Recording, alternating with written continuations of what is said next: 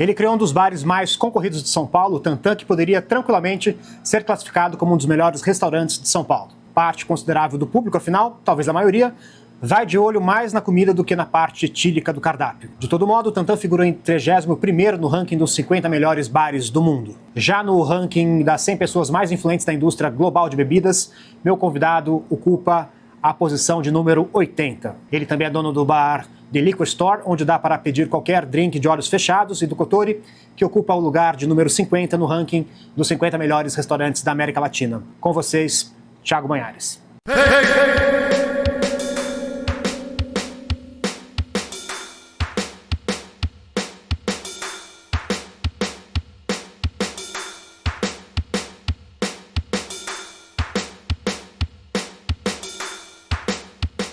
Este podcast é um oferecimento do Resposta, a maior plataforma de pesquisa e experiência do cliente e CRM do Brasil. É utilizada pelas melhores marcas e gestores que acreditam em dados e na fidelização por meio de experiências. Com tablets, QR Codes e outras ferramentas, a empresa orienta gestores de restaurantes a focar exatamente onde é necessário. Quer saber se sua equipe é atenciosa e rápida?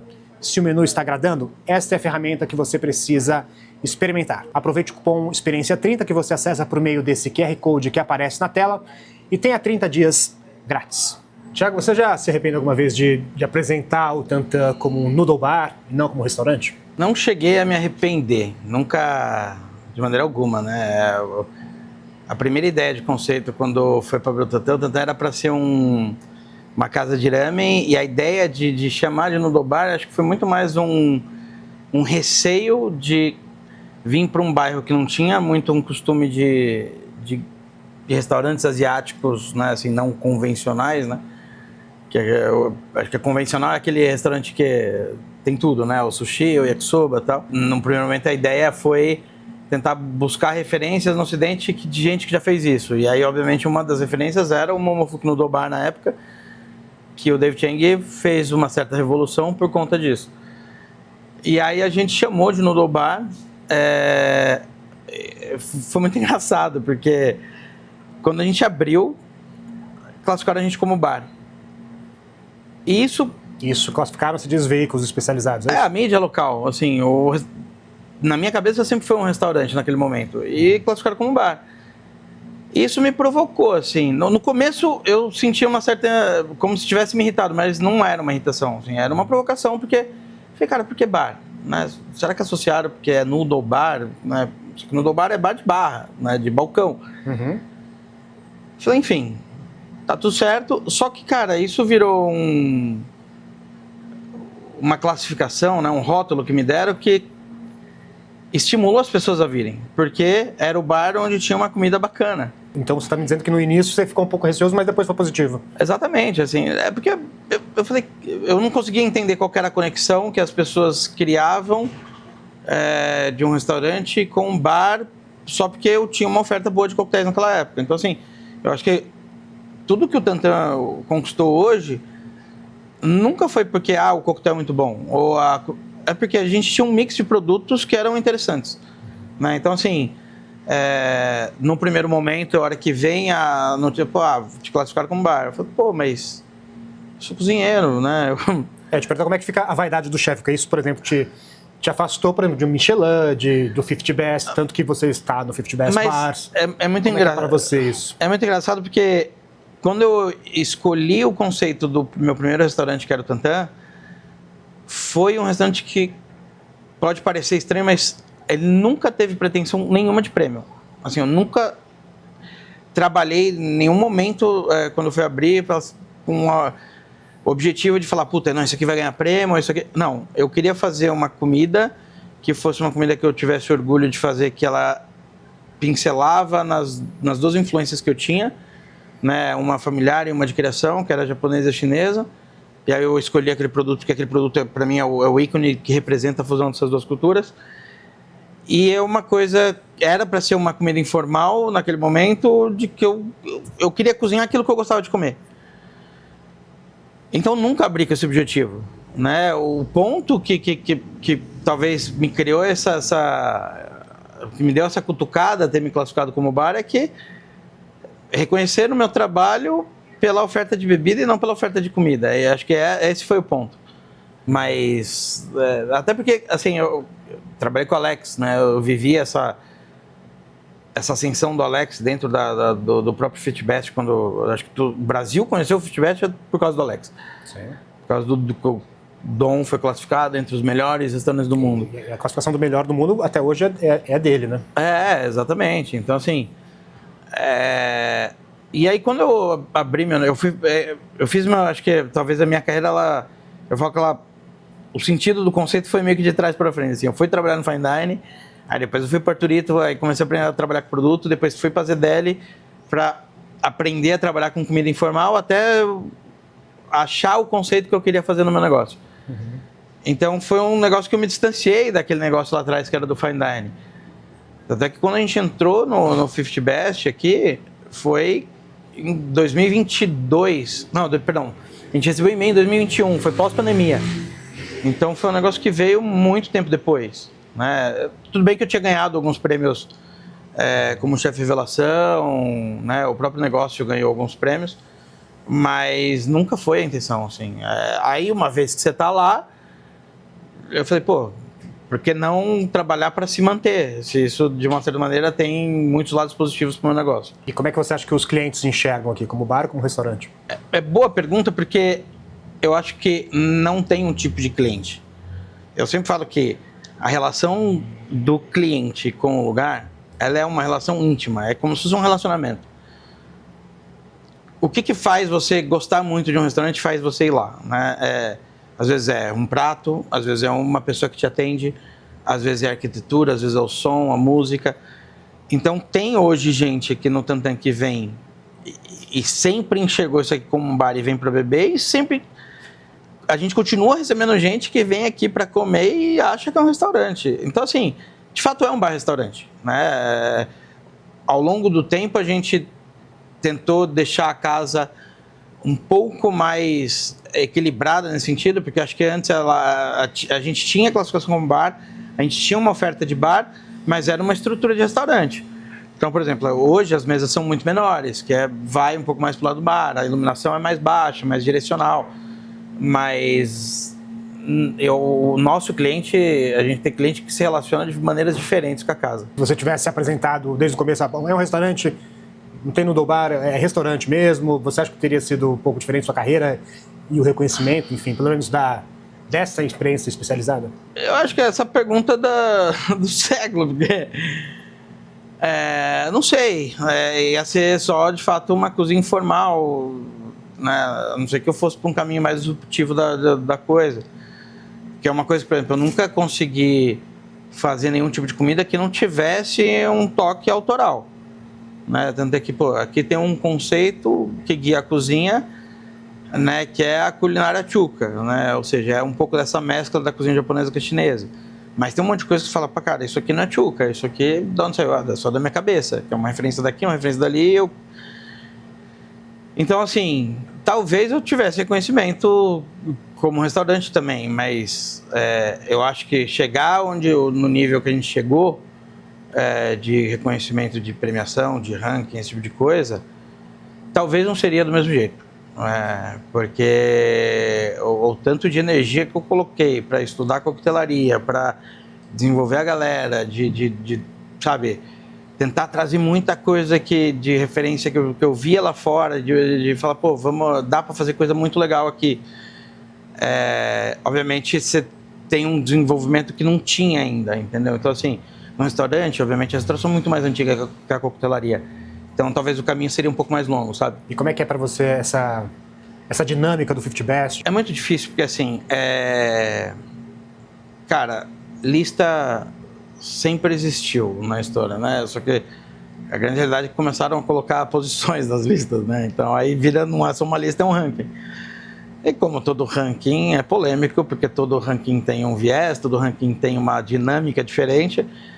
E para mim, por exemplo, assim, eu tento enxergar o que eu posso tirar de positivo disso, né? Acho que ganhar, estar no 50 Best, ou estar ranqueado, ou ganhar um prêmio internacional, para mim ele representa muito mais do que só o título, né? Assim, pode até parecer hipocrisia, mas só pelo ego? Não é só pelo ego. Pô, é muito legal ganhar, muito bom ser reconhecido? Mas para quê? né? Uma hora tudo isso passa, né? Então, o que eu posso extrair disso? Como a gente sabe que para você ter uma visibilidade dentro de um ranking internacional, as pessoas precisam conhecer o teu trabalho. E uma dessas dinâmicas é você ir para congressos fora do país, é você fazer uma colaboração, né, um guest shift em outro bar, que é numa outra região que quer conhecer o teu trabalho. Isso me dá a oportunidade de eu levar o meu staff, né? Assim, eu lembro que quando eu trabalhava no Dom, foi a minha primeira viagem internacional com o Alex, foi num congresso que foi no Gastronômica, na Espanha, e aquilo me abriu muito a cabeça, assim, né? O tanto de informação que eu recebi e principalmente de entender, assim, eu me achava um bom cozinheiro, mas o que é se achar um bom cozinheiro? Né? Aí eu tive a oportunidade de cozinhar ao lado de gente que eram as pessoas que eu lia nos livros, que eram as minhas referências. Aí eu consegui entender qual era o meu nível de cozinheiro em relação aos níveis aos cozinheiros do mundo. E eu acho que hoje, 15 anos depois, eu tenho a oportunidade de levar o pessoal, porque para mim essa é uma experiência muito rica. Eles sempre voltam com muita coisa, muita informação, conhecem trabalhos, né? Uma coisa que hoje é um fato... Tem muita gente com trabalho de sustentabilidade, seja social, sustentabilidade de produto, que inspiram eles a tentarem fazer coisas, eles me provocam, já vamos fazer assim, vamos fazer assado. Então, assim, para mim, estar no ranking é uma possibilidade de capacitá-los, é uma ferramenta para mim de gestão de pessoas, assim. Então, não é só o prêmio pelo prêmio. Você costuma comparar os seus estabelecimentos com os dos outros, olhar para, sei lá, para quem está mais bem ranqueado, para quem está mais menos Eu ranqueado? acho que, assim, de uma certa maneira, quem está mais bem ranqueado, algum destaque teve, algum mérito tem, por alguma coisa. Seja em comunicar o seu negócio, ou seja, por desenvolvimento, de fato, do que o cara está aportando para a indústria. O 50 Best, em específico, ele sempre foi um ranking que privilegiou tendência. Né? E o que é tendência? Tendência é, cara, você tem um cara falando sobre o seu conceito e esse cara tá falando para um monte de gente, tá fazendo essa campanha desse conceito, isso gera uma tendência, né? Então o 50 Best sempre olhou isso. Então, óbvio que quando eu vejo as pessoas que estão muito bem ranqueadas, isso me instiga a querer saber qual é o trabalho que esse cara faz, né? Por que ele tá bem ranqueado, né? Porque não existe mentira. O cara não está lá só ou em primeiro ou em 10º só porque ele é bem relacionado ou só porque ele faz campanha, faz lobby. Se não tiver um fundo de verdade no trabalho dele, ele não vai parar de pé. Ninguém fica... Cara, para você ganhar um 50 Best ou estar tá bem ranqueado, raríssimos casos são que o cara entra muito, sabe, num lugar super alto na lista. Então é um trabalho de anos. Então, se não tiver algum tipo de veracidade, algum tipo de fundamento nisso, não para de pé. Então, sim, todo mundo que está acima de mim, de uma certa maneira, acho que não é uma comparação, mas é uma referência de tentar entender qual é o trabalho que eu estou desempenhando, qual é o meu papel aqui. Qual que é o seu maior medo profissional? Sempre foi falir.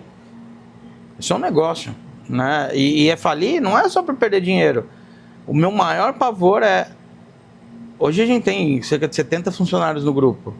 Cara, são 70 famílias, né? Assim, eu acho que fechar um restaurante, cara, para mim isso é um peso muito grande, assim, né? Principalmente por conta da responsabilidade que eu tenho sobre as outras pessoas, assim, que é uma responsabilidade indireta, né? Não é que você escolheu se responsabilizar, você escolheu contratar as pessoas, né?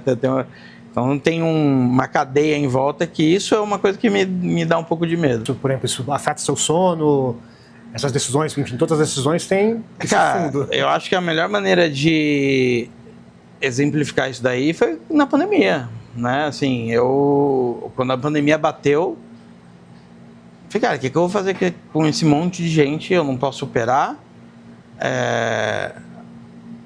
Meu produto talvez não seja o melhor produto para o delivery.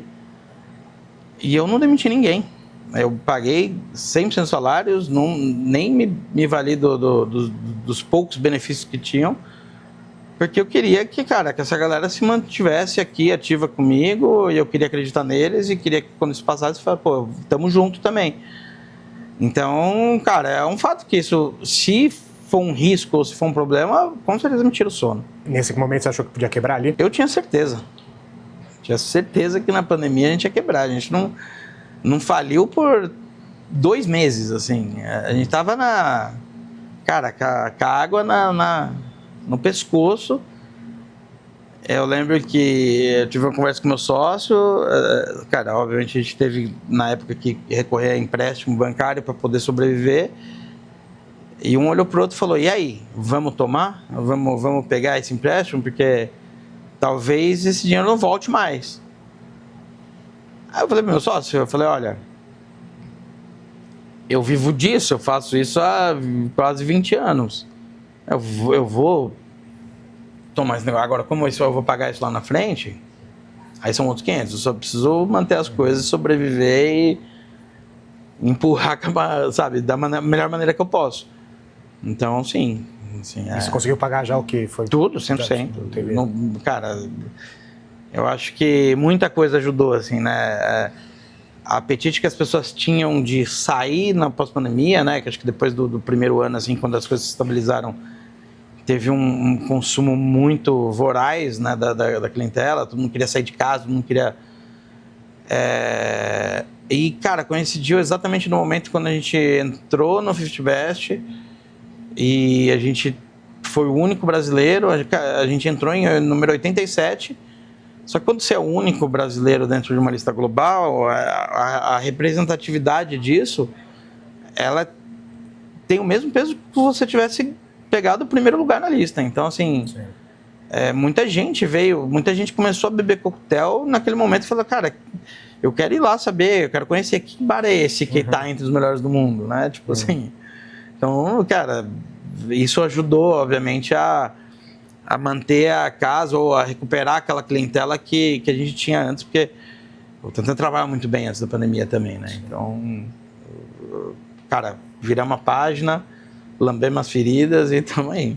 Qual que é o seu maior medo na vida? Cara, de não conseguir realizar tudo aquilo que eu planejo, né? Principalmente quando está relacionado às pessoas que estão ao meu entorno, assim, né?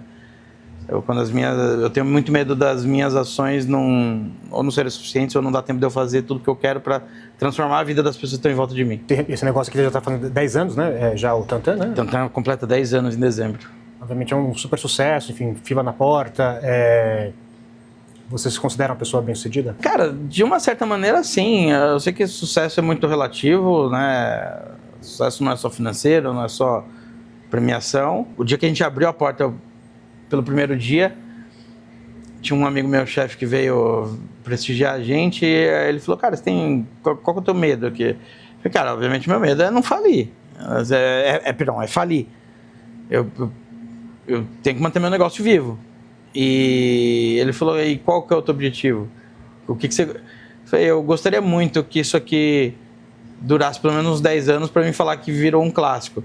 Só que passou 10 anos, eu não sei se isso aqui ainda é um clássico, entendeu? Assim, então, de certa forma, eu acho que alguns checks na minha listinha já foram dados. Assim, então, eu posso me considerar uma pessoa satisfeita com o que eu construí. O que mais te motiva a vir trabalhar? Você falou que também você continua, obviamente, você tem outras funções, mas você também gosta ainda de entrar na cozinha? O que me motiva muito aqui, que eu fico muito feliz, é saber que depois de 10 anos e assim, eu tive ativo na cozinha, na operação, né, no front ali durante, sei lá, os 5 primeiros anos do negócio.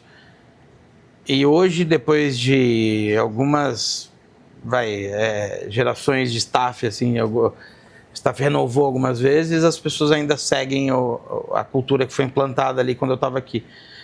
E não só isso, eles conseguem reproduzir ao ponto das pessoas saírem satisfeitas daqui. Então, assim, cara, isso pra mim é a maior motivação. A hora que eu vejo as pessoas, pô, é incrível, legal, lugar, sabe? Às vezes eu tô perto de gente que não sabe que eu sou dono do Tantan, né? Não sabe que eu criei isso aqui e o cara tá elogiando pra outra pessoa. Não, você tem que ir lá conhecer e tal. Então, pô, acho que não existe nada mais motivador que isso, né? Assim, tem uma outra coisa. a coisa que mais me deixa encantado, às vezes, quando eu tô aqui e eu não tô com uniforme nem nada, e aí a pessoa passa por mim, não me conhece, e aí até os clientes comentam, esse é um cliente habituê da casa. E o cara não sabe que sou eu, assim, o cara se relaciona com a casa. E isso é muito legal. Você me parece ser, que prefere uma certa, mais descrição do que uma exposição maior. Parece um paradoxo isso, né? Tanto é que tem muita gente que... Outro dia eu estava conversando com uma pessoa da indústria e falou, pô, tem um monte de gente que acha que você é metido. Cara, eu sou tímido, eu sou um cara... eu não sou o cara que chega no lugar e vai cumprimentar todo mundo. Porque é muito engraçado, as pessoas têm essa expectativa sobre você ser um cara legal. Só que a maneira que eu penso é que é como se eu fosse um cara pretencioso, que quisesse reconhecimento e sai cumprimentando todo mundo, sai dando um tchauzinho. Pô, não sou Silvio Santos, assim, sabe? Me desculpa se eu... E aí eu, de verdade, assim... Hoje a exposição da minha imagem, ela é grande, né? Por conta dos prêmios, por conta de todo do reconhecimento do meu trabalho. Mas eu gosto um pouco da descrição, sabe? Eu tento... Se eu fosse escolher, eu prefiro estar mais escondidinho. Você acredita isso de alguma forma, ancestralidade oriental? Pode ser. Tanto que, assim,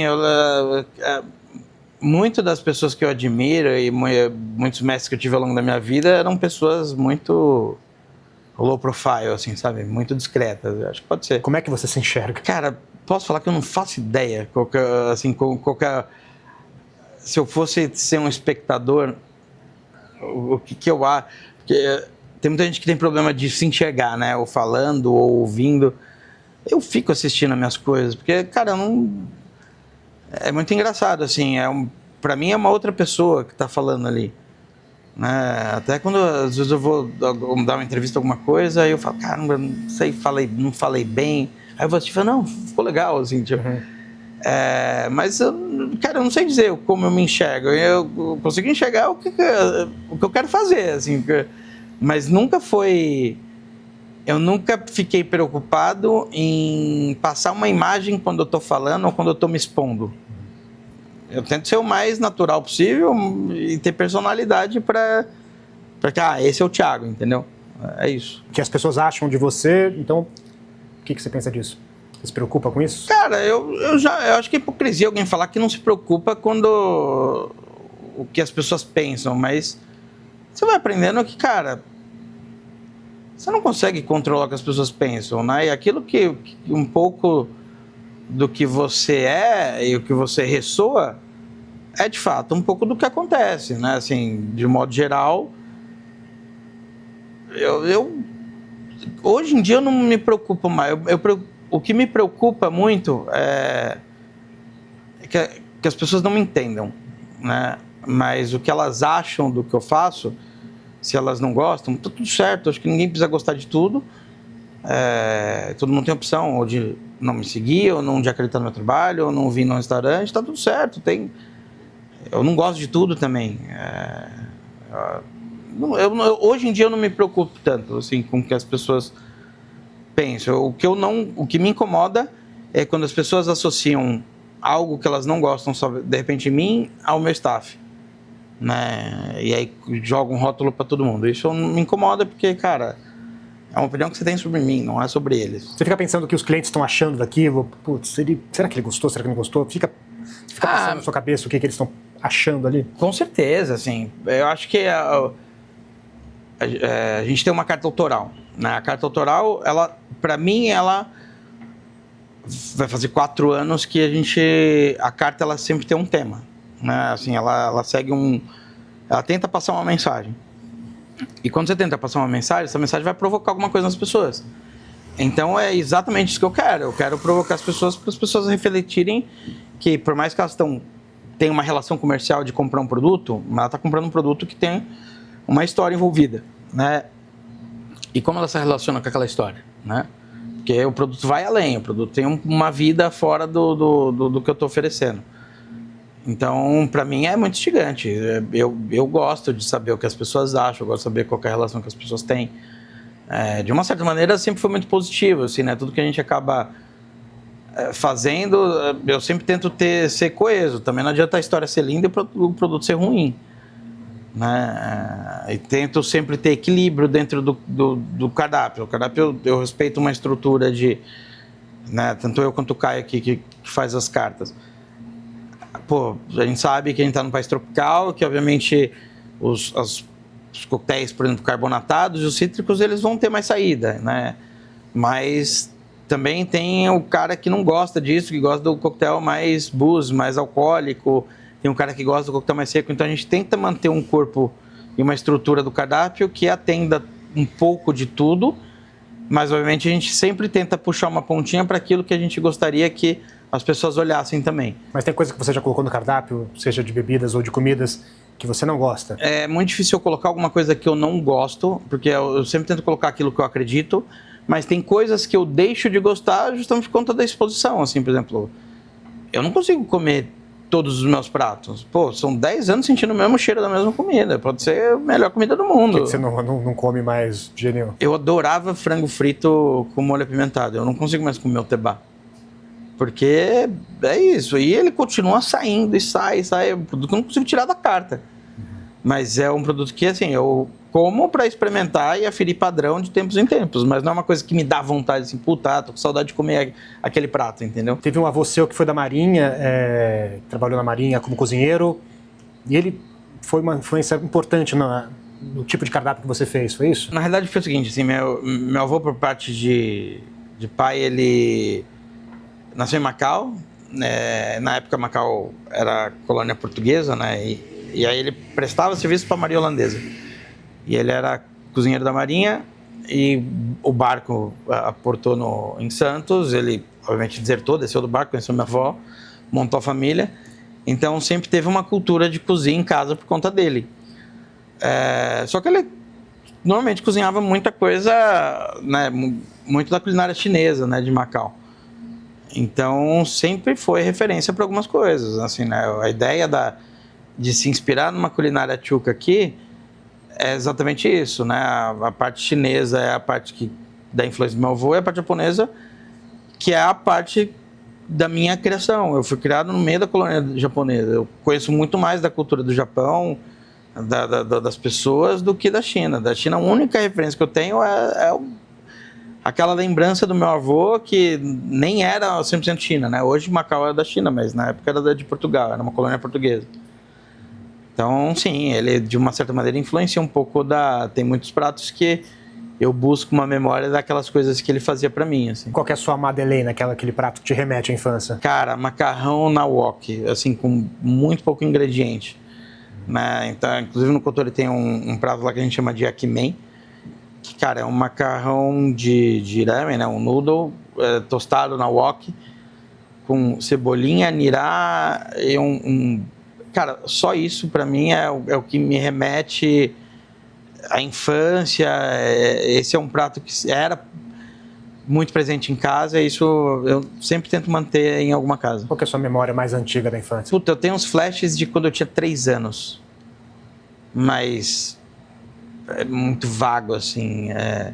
Eu começo a ter lembranças sólidas, assim, quando eu tinha 5. Com 5 anos eu lembro de quando eu ia no jardim da infância, essas coisas. Eu lembro. Mas por exemplo, os flashes que eu tenho quando 3 anos é quando o cara... minha mãe levava, não era nem no berçário, assim, mas era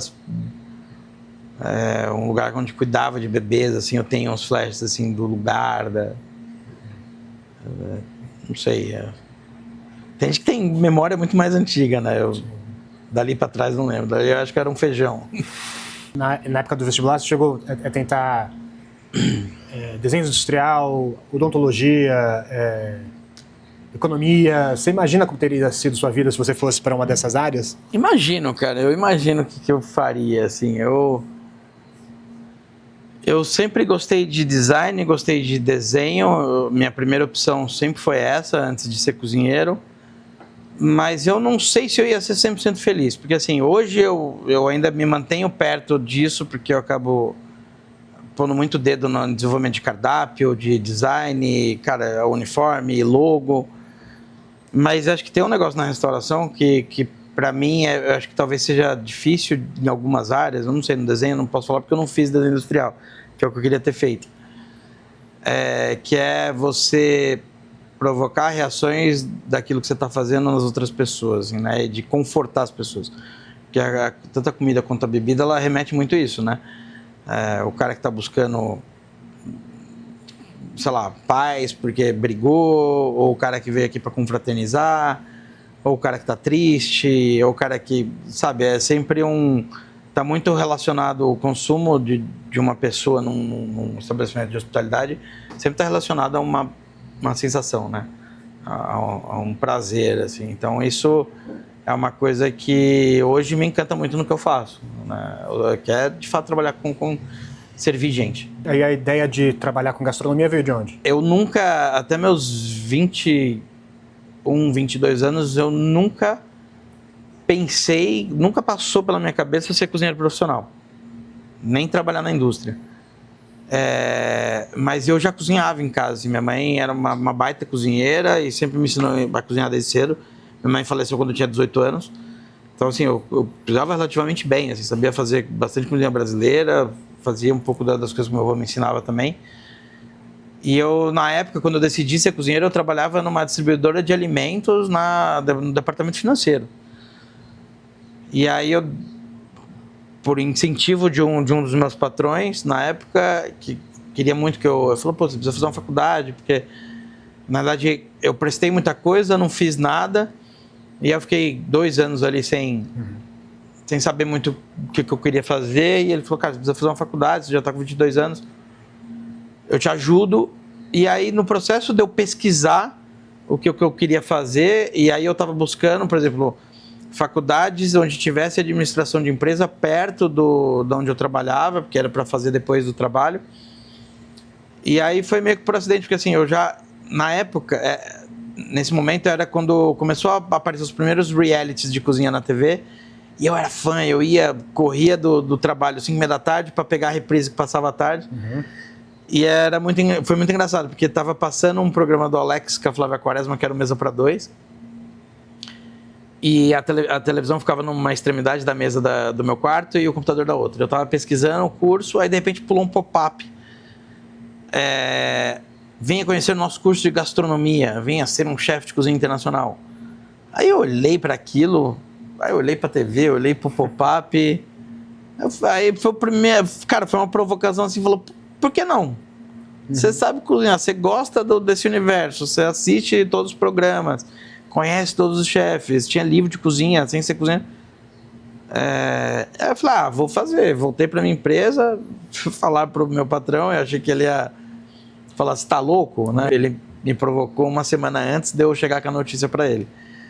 Só que na minha cabeça, naquele momento, eu achava que ele queria que eu fizesse administração de empresa para ajudar a tocar a empresa.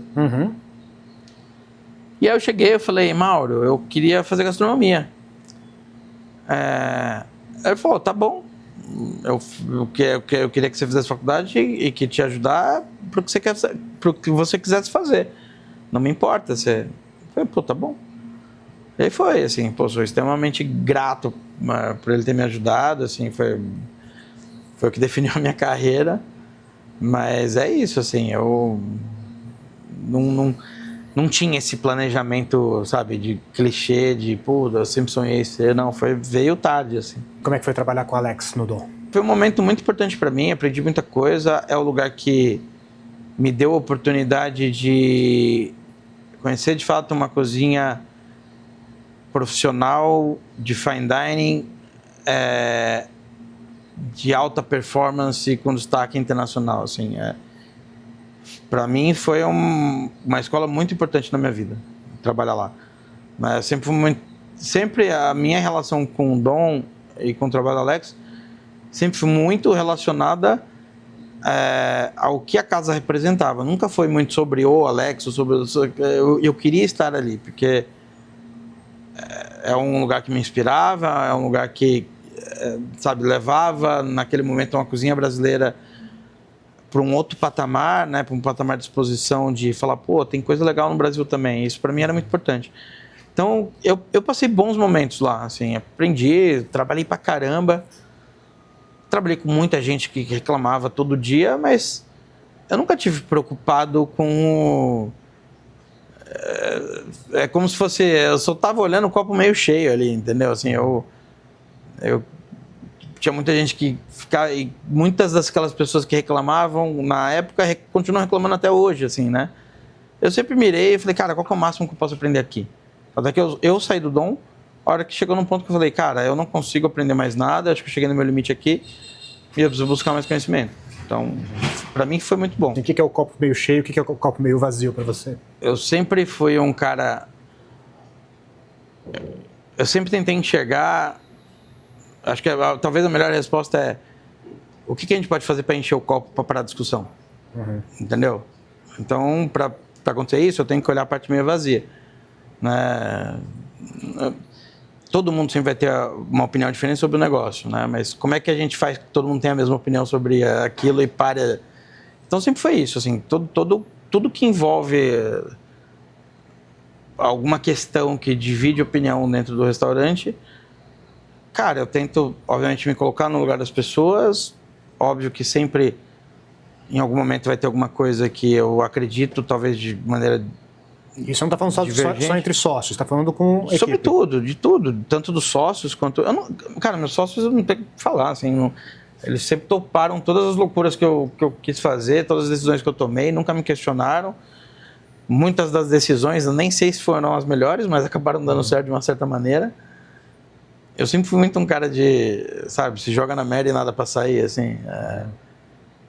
Vamos arriscar, vamos lá, vamos tentar. Eu acho que esse é o caminho. O que foi mais arriscado que você fez? Quando a gente expandiu aqui, o Tantan... Você fechou um tempo aqui, né? Teve que fechar, né? Fechei, foi rápido, foi um mês, mas eu tive que fechar um mês. O Tantan, por exemplo, em 2018, cara, sucesso de público absoluto, assim. Eu tinha 25 lugares internos e tinha 15 banquetas lá fora e chegava num sábado e a gente fazia 200 pessoas só à noite. Rodava lá fora. Porque tinha muita gente a gente tinha uma janela, as pessoas vinham beber ali. E aí eu decidi expandir. E no processo de expansão, foi para vários lugares até que a gente decidiu falar, não, vamos fazer aqui, vamos emendar o salão e vamos deixar o restaurante um pouco mais confortável, porque me incomodava que era um banco quadradinho, seco, não tinha... Eu queria dar um pouco mais de conforto. E aí a gente expandiu, chegou no momento que não... Assim, eu falei, caralho, perdão, não sei se podia falar a palavra. Sem problema. Falei, e agora? Cadê as 200 pessoas que vinham aqui no sábado? Não estão mais vindo. E aí tentava gente, eu lembro que tinha gente que fazia avaliação no Google, falou, nossa, perdemos um restaurante que era, nossa, não tem mais a mesma essência. Por isso que eu falo que as pessoas têm uma relação muito íntima com o lugar, assim, né? Aquela clientela, você acha que você perdeu isso? Até hoje, eu recebo gente que parou de vir lá em 2018, porque não se identificava mais com o lugar, chega aqui e fala, nossa, olha o que virou isso aqui, tipo, perdi clientela, naquela época a gente se comunicava com um público que não necessariamente era o público que queria, qual que é a nova coisa que o Thiago vai fazer, o cara queria aquilo, e de um modo geral, a grande realidade é que as pessoas elas voltam no lugar para ter a mesma experiência que ela teve. As pessoas voltam para comer a mesma comida. A porcentagem de clientela que volta para buscar novidade não é o que faz pagar as contas do restaurante. Pelo frango, né, que você... Não, assim, se eu não mudar o cardápio do restaurante por 20 anos, eu acredito que eu continuo tendo a mesma clientela. Mas eu preciso mudar algumas coisas, eu preciso oxigenar a cabeça dos cozinheiros, preciso propor desafio intelectual para as pessoas daquilo que eu não parei de estudar. Eu acho que desde quando eu entrei nessa área, até um pouco antes, eu não consigo imaginar qual foi o dia que eu não consegui pensar ou ver alguma coisa relacionada ao que eu faço, assim. Ou é um vídeo no Instagram, ou é um vídeo no YouTube, ou é uma referência, ou uma receita. Então, assim, eu nunca parei de saber o que está acontecendo, de querer fazer coisas legais, nunca estagnou isso na minha cabeça. E aí, por isso que eu mudo tanto o cardápio. Cara, o cardápio do Kotori hoje não tem nada a ver do que era o cardápio quando a gente inaugurou. Hoje eu tenho um espetinho, que é um restaurante que nasceu com uma proposta de yakitori, entendeu? Então, assim, um monte de gente fica puta da vida, assim. A gente coloca avaliação no Google, uma falta de respeito com o cliente, manda no Instagram. E aí tem muita gente que eu mando um áudio do Instagram do Tantan, porque acho que o cara não acha que vai chegar em mim, né? Do Kotori, enfim. Eu falo, olha, me desculpa, mas me dá uma oportunidade de mostrar que eu quero fazer um negócio legal. Eu não mudei o cardápio pra piorar ou não ter você aqui. Dá uma chance. E, cara, toda vez que a gente muda cardápio, tem muita gente que às vezes vem, olha o cardápio e fala, não tem... Fecha o cardápio e vai embora. Aqui tinha um sanduíche clássico, né? Que era o Katsuna. Cara, o Katsuna... Você tirou? Eu mudei ele. E hoje é engraçado porque eu tenho a fanbase do novo e a fanbase do antigo. Mas e também tinha o do... O McFish. McFish, né? Cara, o McFish foi engraçado, porque até hoje também as pessoas pedem. Qual que é o... Eu tenho uma estrutura de cardápio que eu sempre tenho um sando, né? Porque quando a gente pôs o Katsuna lá no começo, foi meio consciente coletivo, assim, porque eu coloquei no cardápio e isso, de uma certa maneira, no mundo começou a explodir, porque até que se você busca a referência, digita Katsando, cara, o primeiro vídeo do YouTube, assim, que tem de alguma coisa relacionada aqui no Ocidente é um vídeo meu que eu tinha feito para Taste na época, falando sobre o produto.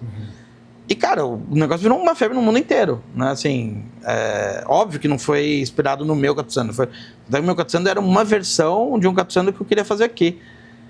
E eu lembro que aí tinha no Matos também, tinha... E, cara, hoje em dia tem pra todo lugar, né? Assim, e é muito engraçado porque no começo, quando a gente fez o Katsando era feito com barriga de porco. Eu assava ela, depois empanava e fritava. Então, cara, a gordura ficava super derretida. E eu batia a alga e colocava 2 picles em cima, que é um negócio que não tem no Japão, não é assim. No Japão, o Katsuna é uma comida muito informal, de marmita de trem-bala. Hoje lá, o Katsuna ganhou também uma outra maneira de se apresentar. E aí, eu vejo que tem muito Katsuna por aí que tem a mesma estética, né?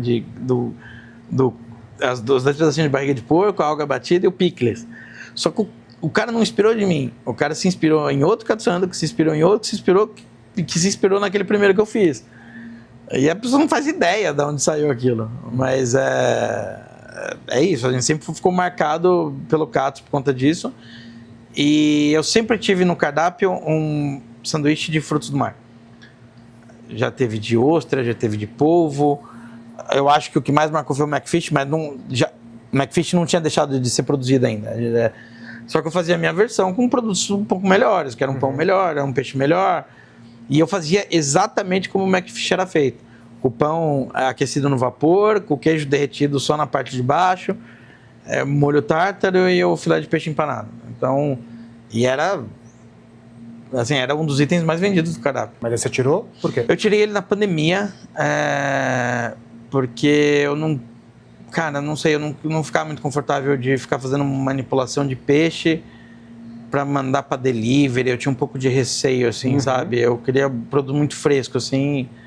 Aí eu tirei, aí quando voltou, ele já estava muito tempo no cardápio, falei, quero fazer outros. Aí eu coloquei o de lula, que hoje o de lula, se eu tirar aqui, eu apanho também. Tem algo que você não gosta nesse meio? Tem um monte de coisa. Mas eu acho que se eu tivesse outro meio, também eu não ia gostar de um monte de coisa. Cara, o que eu mais não gosto no meio é falta de... Eu tenho muita dificuldade de acreditar que as pessoas um dia vão ter um espírito coletivo para algumas coisas. Assim, né? Eu acho que isso é o que faz a indústria se desenvolver num lugar. Seja no bar, seja no restaurante, eu acho que ainda falta um espírito de coletividade por um bem maior. Né? E ser coletivo não significa que eu tenho que fazer as mesmas coisas que você. Mas eu acho que algumas coisas a gente poderia pensar junto para tentar entender que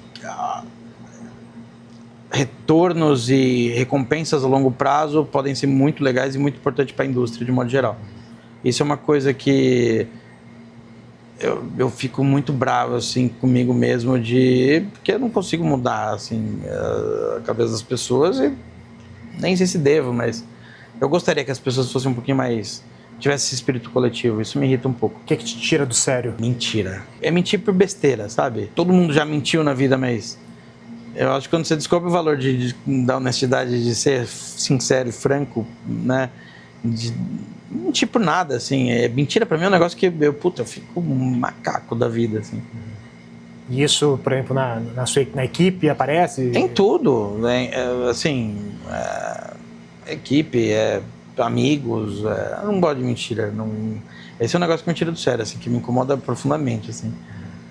Quando eu descubro que alguém tá mentindo, às vezes nem porque eu tô investigando, porque às vezes as coisas sempre aparecem, né? Aí eu não gosto. Como é que é trabalhar com você? Eu acho que deve ser insuportável. Não, eu não sei, assim, acho que você tem que perguntar pra eles. Mas você aparenta ser alguém muito tranquilo, assim mesmo, não? Eu acho que assim, fora da operação sou uma coisa, eu sou um cara muito criterioso com muita coisa que muita gente fala, cara, por que você está sendo chato com isso? Porque eu sempre achei que a diferença das coisas, elas estão nos detalhes, assim, né? E não é porque a maioria não vai perceber. Tudo bem, a maioria não vai perceber, mas eu vou perceber. E isso me incomoda. E aí isso é o meu jeito, o meu estilo de trabalho. E o conceito da casa, obviamente, ele nasce da cabeça de alguém. Então, eu acho que talvez isso não é uma coisa fácil para todo mundo trabalhar. Mas, cara, eu tenho funcionários que estão há 10 anos comigo, entendeu? Assim, não é um... Então, acho que alguém gosta. O que mais te deixa feliz na vida? Eu vou falar dentro da indústria, tá? Assim, quando o meu trabalho ou as minhas recompensas, ou, assim, os meus êxitos trazem resultados positivos para as pessoas, assim, né? Quando eu, de fato, consigo mudar a vida das pessoas, e eu não estou falando financeiramente, assim, mas de ideologia, de mudança de comportamento, de se orgulhar do que faz, isso me deixa muito feliz, assim, de entender que de alguma maneira o que eu estou fazendo não está sendo só para mim, está sendo para outras pessoas também. Como é que você compara o Thiago, que debutou ali na profissão, trabalhando, enfim, com o Alex, depois no Arturito, com o Thiago de hoje? Não só como chefe, mas também como pessoa. Cara, o Thiago daquela época pro Thiago de agora, ele aprendeu muita coisa. Obviamente, mas é o cara que nunca deixou de buscar aquilo que estava querendo, assim, nunca desistiu do que queria.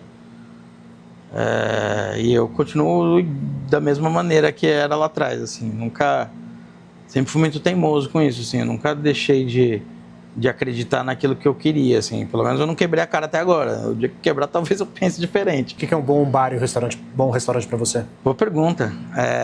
É o que eu falo, né? Vou repetir, assim, a relação de cada um com cada estabelecimento é única. Então, para mim, um bom bar é aquele que tem uma proposta original. O que é uma proposta original? Quando o que você está indo buscar lá não é só uma relação comercial, não é transacional. Quando o que eu estou recebendo tem um propósito por trás. Não precisa ser um conceito, pode ser algo de fato comercial, mas tem uma verdade naquilo, que alguém que está fazendo acredita naquilo. O que mais me brocha, o que eu menos gosto é quando alguém tenta me arrastar para um lugar que, assim, que nem tem muita gente que fala, principalmente quando eu viajo, né, por conta de eu ter coisas asiáticas, as pessoas querem me levar em coisas asiáticas. E aí você vê que tem muito trabalho, né, fundamentado em cima da cultura asiática, não é porque o cara acredita, é porque ele viu que aquilo ali dá grana, porque as pessoas, de modo geral, têm esse fascínio sobre a Ásia. Aí isso me irrita um pouco, assim. Então, para mim, um bom restaurante, um bom bar é aquele que tem uma proposta original, de alguém que acredita no produto. Isso me ganha, né? Porque aí eu sei que o produto está sendo entregue da melhor maneira possível e as pessoas estão me tratando da melhor maneira possível. Agora uma pergunta do Resposta que apoia esse videocast. Como é que você faz para padronizar o atendimento em todos os seus estabelecimentos e garantir que um não se sobressaia mais do que o outro, tanto para o bem quanto para o mal? Eu não tento buscar um padrão das pessoas, porque as pessoas elas têm que ter um pouco de personalidade para poder encantar as outras. O que eu mais tento falar e conscientizar eles de que as pessoas elas vêm para um lugar para ser bem tratadas. Se a tua função é receber aquela pessoa de uma certa maneira, receba, cuide daquela pessoa, né? Assim, aquela pessoa ela saiu, ela desviou o caminho dela, para vir aqui, de alguma maneira, prestigiar o nosso trabalho. Então, assim, isso é o que eu tento implementar de cultura, assim. Você tem que se antecipar a tentar resolver os problemas daquela pessoa. E muitas vezes o problema dela não é um problema, ela só está querendo ser bem cuidada. Ela não precisa tomar a carta autoral, ela não precisa pedir o prato que eu quero que ela peça, eu só quero que ela saia daqui satisfeita. Então, a premissa básica é essa, né? Todo mundo aqui vai ser tratado e todo mundo que está aqui são indivíduos um diferente do outro. Então, um atendimento ele não pode ser padrão, ele tem que ser personalizado dentro daquilo que a gente acredita.